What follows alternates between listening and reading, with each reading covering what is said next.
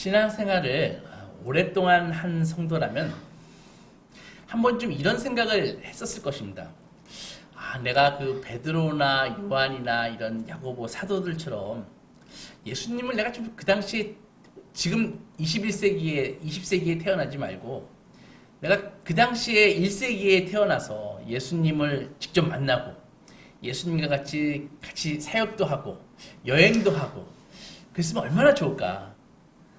눈앞에서 보리떡 5개와 물고기 2마리로 팍 5,000명을 먹이는 것도 탁 목격하고 죽은 나사로가 탁 무덤에서 예수님이 얘기하니까 막 무덤 문을 탁 열리니까 붕대를 칭칭 감고 막 죽은 나사로가 살아오는 것도 내가 내 눈으로 직접 보고 바다 위를 탁 예수님이 걸으시는 것도 탁 목격하고 결정적으로 죽었던 예수님이 부활해가지고 탁 부활한 예수님을 만나면 내가 이제 예수님을 제대로 알 수도 있고 내 믿음도 흔들리는 일이 절대로 없을 거라고 그런 생각을 하는 것이죠.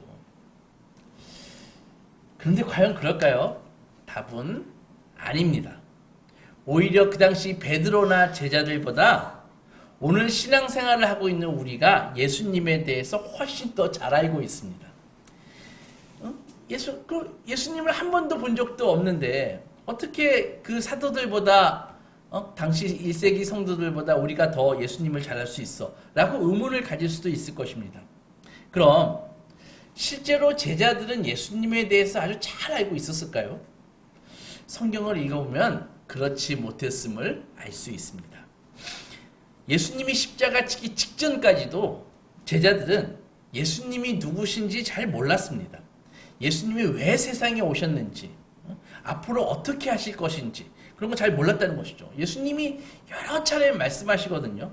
그러니까 여러 차례 말씀하시는데도 불구하고 알지 못했음을 알 수 있습니다.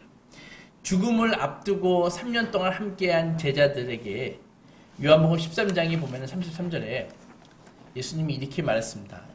죽음을 얼마 앞두고 작은 자들아 내가 잠시 너희와 함께 있겠다. 그러나 너희는 앞으로 곧 내가 가는 곳에 갈 수 없다. 이렇게 하셨습니다. 그러나 도마는 14장 5절 보면 다시 캐묻습니다. 주여 주께서 어디로 가시는지 알지 못하거늘 그 길을 어찌 알겠습니까? 이렇게 물으니까 예수님께서 나는 아버지의 집으로 간다 하니까 도마가 바로 하나님 아버지를 그럼 저에게 좀 보여주십시오. 빌립도 똑같이 얘기한다고요. 하나님의 아버지를 보여주십시오. 예수님한테 얘기한다고요. 주님은 14장 9절에서 내가 이렇게 오래 너희와 함께 있었는데 아직도 알지 못하느냐? 나를 알지 못하느냐? 나를 본 자는 아버지를 보았거늘 어찌하여 아버지를 보여달라고 하느냐? 이렇게 예수께서 대답을 하셨다고요. 우리는 성경의 기록을 읽고 배웠기에 빌립과 도마의 요청이 이게 어리석은 질문이라는 것을 알고 있습니다.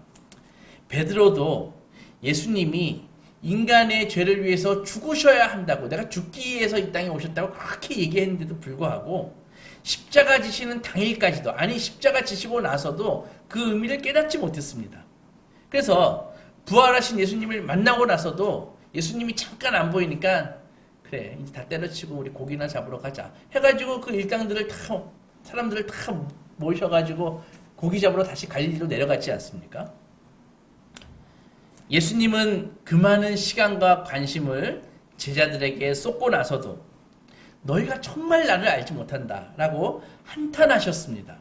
사도들은 예수님의 마음을 거의 이해하지 못했을 뿐만이 아니라 더 고약하게도 예수님이 세상에 왜 오셨는지도 이해하지 못했습니다. 그러니까 예수님이 죽기 전날까지도 사도들이 뭐 했어요?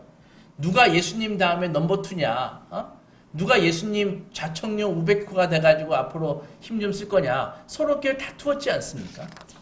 이러니 이들이 앞으로 그 위대한 복음을 온 세상에 전할 사도가 돼야 되는데 이 대업을 어떻게 감당할 수 있겠습니까? 이들만 보면은 정말 절망적이지 않을 수가 없습니다.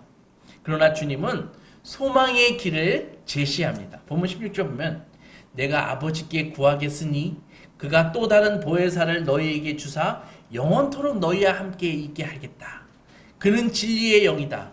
세상은 능히 그를 받지 못하나니 이는 그를 보지도 못하고 알지도 못함이라. 그러나 너희는 그를 아나니 그는 너희와 함께 거하시며 또 너희 속에 계시겠습니다. 라고 하셨습니다. 우리는 여기에서 예수님이 또 다른 보혜사가 올 것이다 라고 말씀하셨지 않습니까? 그 말은 무슨 말이에요? 원래 보혜사가 있다는 말이죠. 지금 보혜사가 있다는 말이죠. 그래서 예수님이 또 다른 보혜사를 보내시겠다. 이렇게 말씀하신 것입니다. 그러니까는 또 다른 보혜사가 오신다는 말은 현재 보혜사가 있다는 말이죠. 전할 내용이 많아서 금주와 다음 주에 걸쳐서 2회에 걸쳐서 이 주제에 대해서 말씀드리겠습니다. 보혜사는 단순히 어떤 힘, 파워가 아닙니다. 인격적이신 분을, 인격체를 가리킨다는 것이죠. 그러니까 보혜사가 advocate, 보혜사라는 말은 무슨 말인가 하면은 보혜사라는 말은 교회 밖에서 거의 사용하지 않습니다. 예수님은 이 단어를 대언자, 다른 성경에 보면은 위로자, 조력자, 상담자 이렇게 얘기하고 있거든요. 그러니까는 이 말이 다 맞는 말이고 이 보혜사 안에 다 포함되는 말입니다. 근데 오늘의 주제에 맞게 이 여러 가지 이 단어 중에서 한 가지를 고르라면은 오늘 우리는 변호사라는 말을 고를 것입니다. 변호사가 누구입니까? 변호사는 우리 편을 드는 사람이죠. 그죠? 그렇다고 변호사가 우리를 단순히 위로하는 사람입니까? 그런 것이 아니라 우리가 처한 재판에서 우리를 이기게끔 우리를 변호하는 사람이, 대언하는 사람이 변호사인 것이죠. 예수님은 성령님을 또 하나의 대언자, 조언자라고 말씀하십니다. 우리는 오늘 이 대언자, 내가 할 말을 대신해 주시는 분, 변호사라고 부르기로 했습니다. 그러니까 예수님이 성령님을 또 하나의 변호사라고 말씀하시거든요. 그러면은 첫 번째 변호사가 누구입니까? 요한일서 2장 1절에 보면은 만일 누가 죄를 범하여도 아버지 앞에서 우리에게 대언자가 있으니 곧 의로우신 예수 그리스도다. 이렇게. 그는 우리 죄를 위한 화목제물이다. 이렇게 말하고 있습니다. 무슨 말입니까? 예수님이 첫 번째 대언자이자 변호사이고 성령님이 두 번째 대언자라는 말씀이십니다. 우리는 이것을 알아야 됩니다. 예수님이 첫 번째 변호사이고 성령님이 두 번째 변호사이시다는 사실을 이해하지 못하면 성령님의 사역을 이해할 수 없습니다. 누가 이런 질문을 합니다. 예수님은 십자가 위에서 무엇을 하셨나요? 성도라면 간단하게 대답할 수 있습니다. 그거야 우리 죄를 위해서 죽으셨죠. 그래서 우리는 용서받을 수 있습니다. 100% 맞는 말씀입니다. 그런데 예수님은 마가의 다락방에서 당신 자신을 가리켜서 대언자라고 말씀하시거든요. 즉 변호사라고 말씀하시거든요. 그러니까 예수님은 무슨 의미로 당신 자신을 변호사라고 이야기하셨을까요? 예수님이 변호사라고 나는 변호사다라고 말씀하시는 그 말의 무슨 뜻인가 하면은 결국은 예수님이 변호하시는 법정이 있다는 말이죠. 정의의 법원이 있다는 말이죠.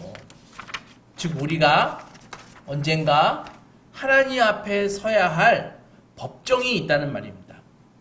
대부분의 사람들이 그게 어디 있어라고 외면하는 그런 법정이 말입니다. 요즘같이 첨단 과학이 발전한 시대에 저는 그런 건 믿지 않습니다 라고 강하게 부정하는 그 법정, 하나님의 법정을 이야기하는 것입니다. 그리고 마음속으로는 만에 하나 그런 것은 정말 없었으면 좋겠다라고 불안한 마음을 숨기고 있는 그런 법정 말입니다.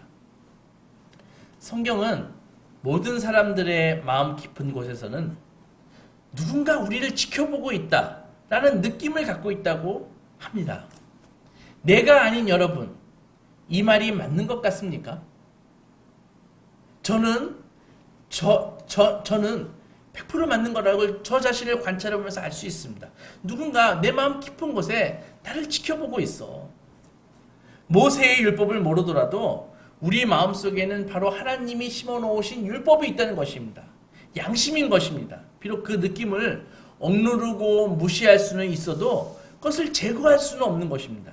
언젠가 마음의 법은 우리가 법을 어길 때마다 우리를 고소하고 있습니다. 사람들이 혹시 나는 심판 같은 거 믿지 않아요 하더라도 이미 모든 사람의 마음속에는 정의라는 것이 있는 것처럼 다 행동하고 생각합니다. 예를 들어서 누가 나에게 거짓말을 했다고 봅시다. 누가 나에게 악하게 대했다고 생각해 봅시다. 그러면 우리는 그 사람이 나쁜 사람이라고 생각합니다. 이거 자연스럽지 않나요? 근데 한 발 떨어져서 생각하면은 무슨 근거로 나는 그 사람을 나쁜 사람이라고 생각할까요? 언제 그 사람하고 우리하고 합의한 적이 있습니까? 우리 마음속에 거짓말을 하면 나쁜 거야 라는 그 생각, 다른 사람에게 피해를 주면 나쁜 거야 라는 법이 이미 새겨져 있기 때문이고, 나뿐 아니라 상대도 나랑 똑같은 생각을 한다고 믿기 때문에 이런 생각을 하는 것입니다. 우리는 그 사람과 법을 준수하도록 합의한 적이 없습니다. 그런데도 우리는 어떤 사람이 우리에게 거짓말을 할 때 그 사람이 나쁜 사람이라고 생각하는데, 언제 거짓말하면 나쁜 거야 라고 그 사람하고 합의한 적이 있습니까? 그런 적 없습니다. 그런데도 우리는 우리가 생각하고 있는 그 정의를 그 사람도 똑같이 생각해야 되고 똑같이 정의의 법이 적용되어야 한다고 강하게 믿고 있습니다. 이것이 바로 하나님이 모든 인간에게 심어놓으신 정의이고 율법입니다. 우리는 그 법의 존재를 결코 부정할 수 없습니다. 그래서 상대가 법을 어겼을 경우에 그는 심판받아야 한다고 우리는 생각하게 됩니다. 우리 모두는 심판을 받게 되어 있습니다. 이것이 성경이 가르치는 바입니다. 여기에 우리의 딜레마가 있는데 생각해 보십시오. 만약에 성경이 틀리고 하나님이 존재하지 않는다고 생각하고, 따라서 하나님이 우리 인간에게 심어놓으신 양심이나 정의 같은 거는 없어 라고 생각한다면 어떻게 될까요? 그것은 내가 힘만 있다면 얼마든지 다른 사람에게 폭력을 가해도 무방할 것입니다.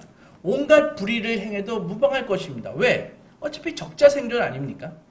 지금 러시아 우크라이나 전쟁처럼 말입니다. 인간이 생각할 수 있는 모든 악이 지금 그 전쟁터에서 자행되고 있습니다. 내가 속한 사회의 법을 잘 살펴본 다음에 법을 피해가면서 이익만 챙기면 되는 것이죠. 왜? 양심이나 하나님이 만든 그런 정의 같은 건 없다고 생각하기 때문에. 환경 파괴 신경 쓸 거 있습니까? 나는 법을 어기지 않았으니까, 어겨도 안 걸리면 되니까. 이렇게 생각한다면 이런 사회가 무슨 희망이 있겠습니까? 끔찍할 것입니다. 반대로 하나님의 정의가 있다면 그러면 희망이 있을까요? 그래도 희망이 없기는 마찬가지입니다. 어쩌면 하나님의 법도 우리는 지킬 수가 없습니다. 하나님의 법은커녕 내가 세운 도덕적인 기준조차 만족시키지 못하는데 우리가 무슨 희망이 있습니까? 마태복음 7장에서 예수님이 남에게 대접을 하고자 하는 대로, 대접을 받고자 하는 대로 남을 대접하라 라고 말씀하셨는데 누가 그걸 실제로 제대로 지키고 있습니까? 여러분, 양심이 무엇입니까? 로마서 2장에서는 양심은 수신기라고 얘기합니다. 뭘 수신합니까? 경고를 수신한대요. 무슨 경고? 심판의 자리에서 보내는 경고를 수신하는 게 양심이라고요. 그래서 대부분의 사람들은 계속 이것을 수신하고 있습니다. 심판의 자리에서 경고를 계속 수신하는 것입니다. 그러니까 결과가 어떻게 돼요? 내 자존감이 시간이 갈수록 계속 낮아지는 것입니다. 계속 나는 후회하는 인생을 사는 것입니다. 계속 나는 내가 뭔가 부족해라는 생각을 하고 살게 되는 것입니다.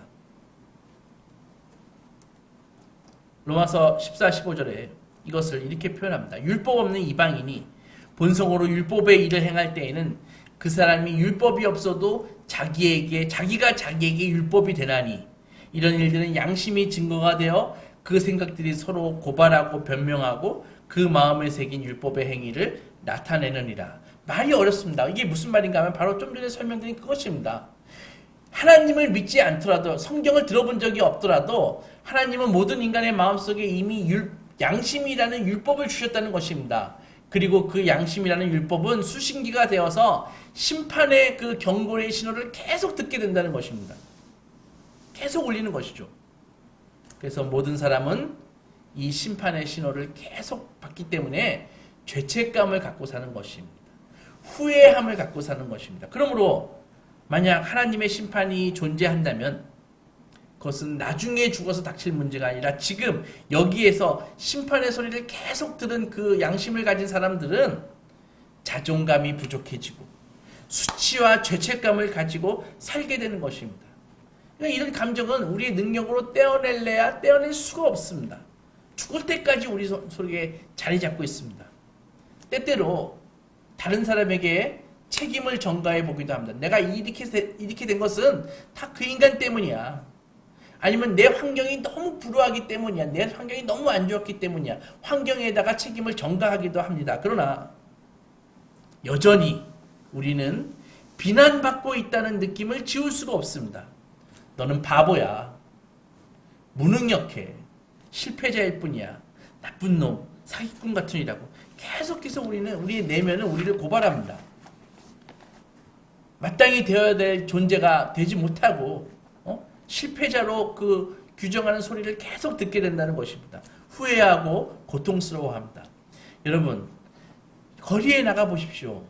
얼마나 멀쩡한 사람들이, 세련되고 잘나 보이는 사람들이 거리를 활보하고 있지 않습니까? 그러나 정도의 차이는 있지만 모든 사람들이 다 이 양심의 소리를 듣고 고통하고 있는 것입니다. 그 이유는 성경이 말하듯이 우리 모두는 정의의 기준이 존재한다는 것이죠. 우리 정의의 기준이 있다는 것을 마음속 깊이 알고 있습니다.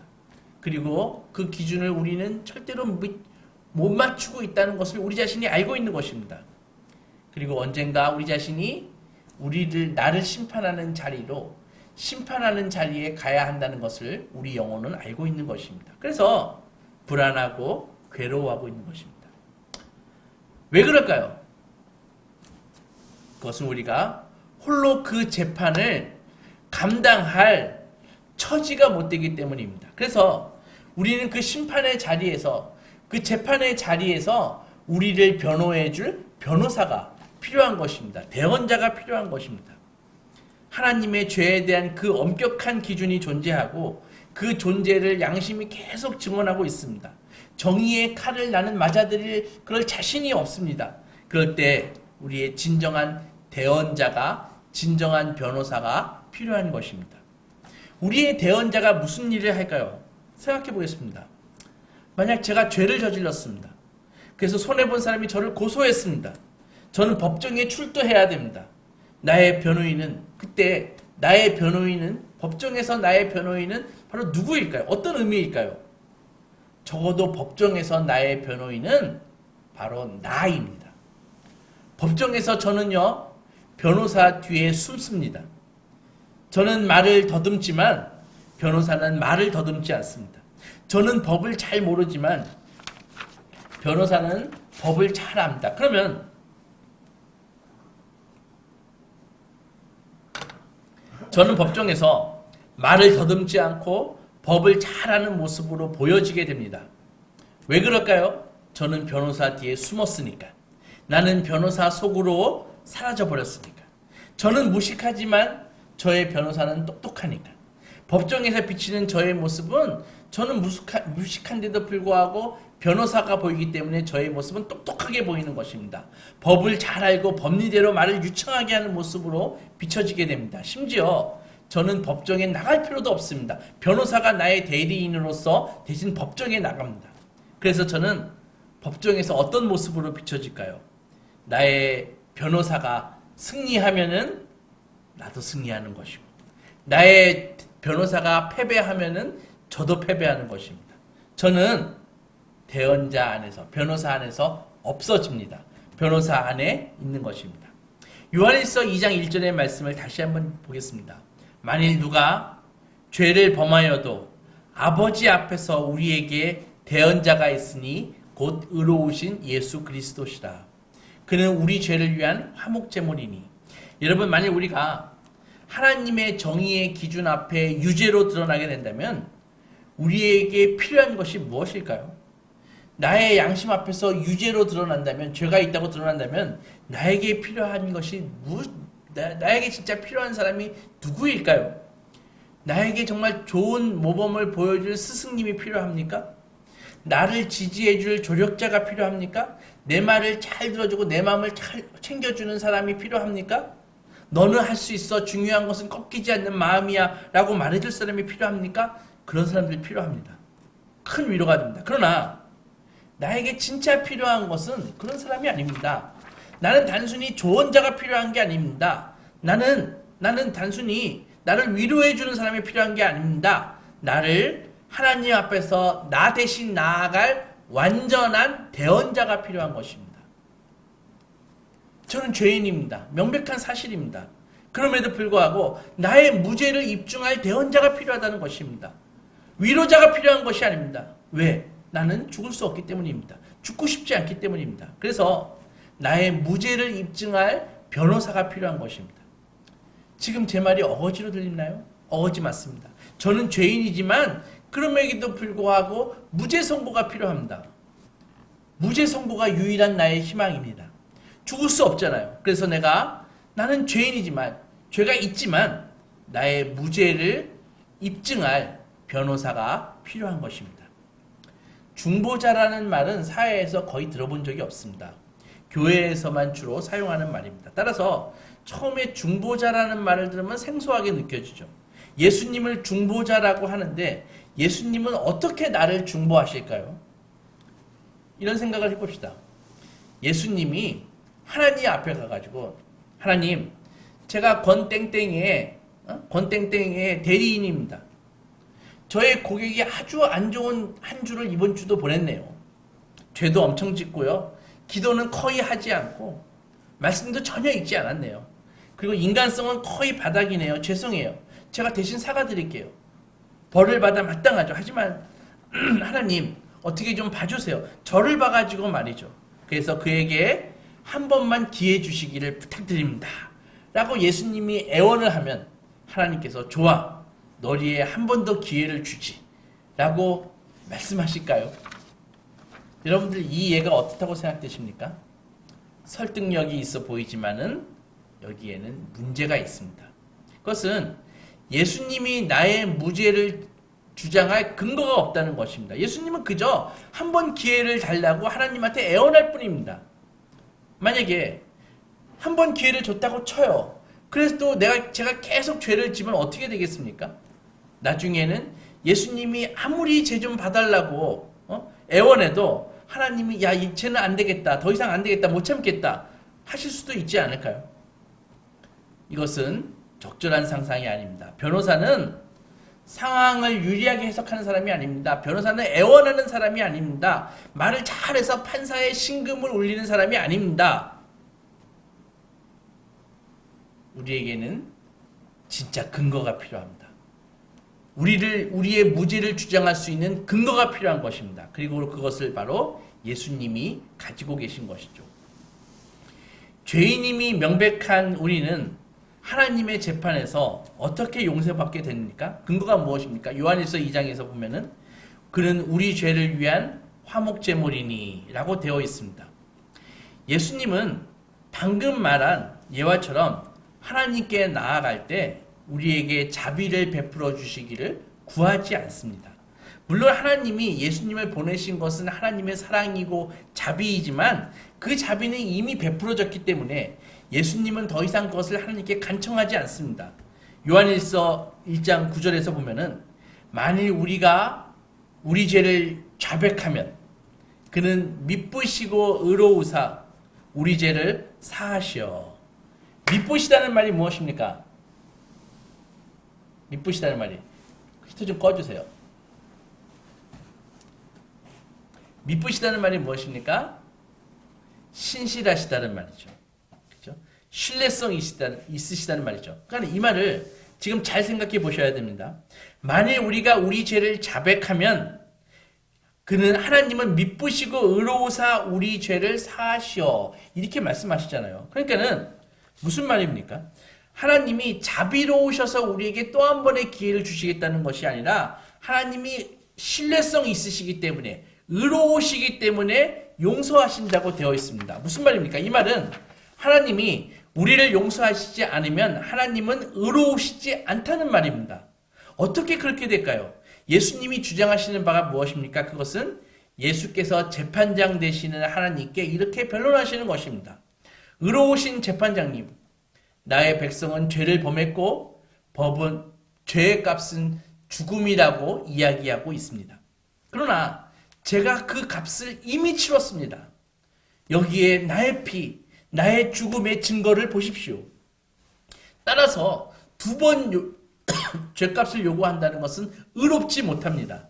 아버지, 저는 저들을 위해 자비를 구하는 것이 아닙니다. 저는 정의를 구합니다. 바로 이분이 우리의 변호사 되신 예수 그리스도이십니다. 사랑하는 소망교회 성도 여러분, 법원이나 드라마에서 눈을 가리고 한 손에 저울을 들고 한 손에 칼을 든 정의의 여신상을 보신 적이 있으십니까? 세상의 모든 철학과 종교는 삶을 볼 때 본질적으로 이 정의의 저울처럼 본다는 것이죠. 무슨 말인가 하면은 이 저울의 한쪽에 여러분과 제가 올라가 있습니다. 그리고 저울의 다른 한쪽에는 신의 법이 있습니다. 그래서 신의 법이 계속 이야기합니다. 선행을 해라. 치성을 쌓아라. 도를 깨달아라. 성공해라. 율법을 지켜라. 막 한쪽에서 신의 법이 누른다고요. 그러면 어떻게 돼요? 이렇게 올라가게 되는 것입니다. 그러면 여기 있는 우리는 발버둥 치면서 이거 평균을 맞춰야 되니까 계속 나름대로 도를 닦고 치성을 하고 성공을 하려고 막 노력을 합니다. 근데 신의 법은 뭐라 그래요? 그거 부족하다. 부족해. 하면서 계속 누리는 것입니다. 어떻게 될까요? 결론은 실패하고 맙니다. 그러나 예수님이 우리의 대언자라면 하나님의 법은 전적으로 우리 편입니다. 그 법은 우리와 같은 편의 저울에 놓여 있습니다. 우리가 마음을 예수께 두고 하나님에게 아버지, 예수께서 하신 일로 인해서 저를 받아주십시오 라고 기도할 때 십자가에서 예수님의 공로는 우리에게 전가되는 것입니다. 이 말은 하나님께서 우리를 보실 때 우리가 만약 구원받은 성도라면 하나님은 예수 안에 있는 우리를 보신다는 것입니다. 우리가 홀로 저울에 혼자 앉아있을 때는 그냥 죄인에 불과하지만 우리가 예수 안에 있다면은 우리는 완벽하고 정당하고 아름답게 봐주시는 것입니다. 우리는 우리의 변호사, 우리의 대언자 예수 안에서 사라지고 없고 오직 우리의 대언자가 보이기 때문입니다. 고린도후서 5장에서 21절에 하나님이 죄를 알지도 못하신 이를 우리를 대신해서 죄로 삼으신 것은 우리로 하여금 그 안에서 하나님의 의가 되게 하려 하십니다. 라고 하셨습니다. 이 말씀은 하나님께서 이제 예수님을 믿는 성도들을 비록 그들이 의인이거나 온전하지 않음에도 예수를 위해서 우리를 의롭고 아름답고 온전하게 취급하신다는 말입니다. 여러분, 세상에 어떤 복이 이보다 더 클 수 있겠습니까?